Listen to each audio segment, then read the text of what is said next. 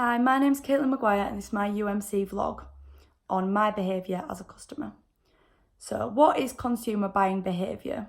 According to Kotler and Keller, it's the study of the ways of buying and disposing of goods, services, ideas or experiences by the individual groups and organisations in order to satisfy their needs and wants. I'm going to start by talking about the three different buying situations. The first is routine problem solving. These are purchases with a very short decision process and carry little risk. They can be impulse and habitual.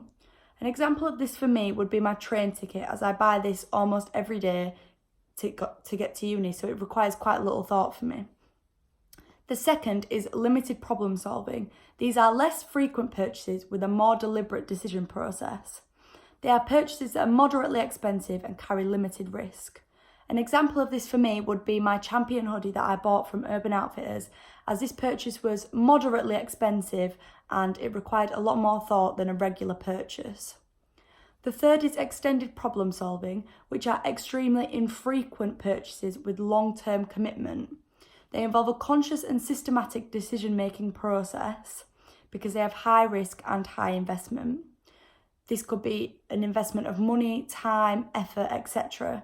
For me, my North Face coat was an example of this, as it was quite an expensive purchase and I am expecting it to last a long time.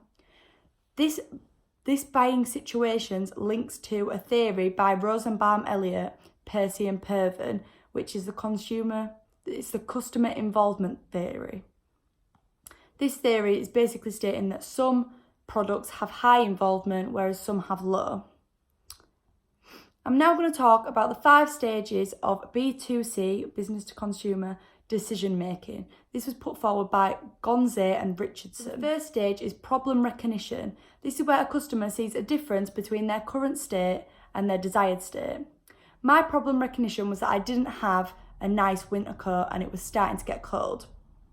Second is the information search. This is where customers analyse their environment for appropriate data to make a reasonable decision.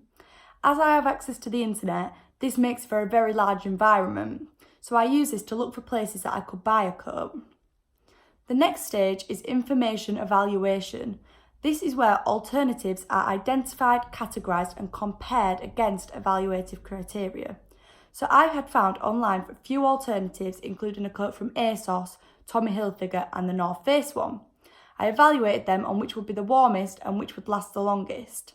I came to the conclusion that the North Face would be the best based on these two categories, as it had a really good reputation for long-lasting warm coats.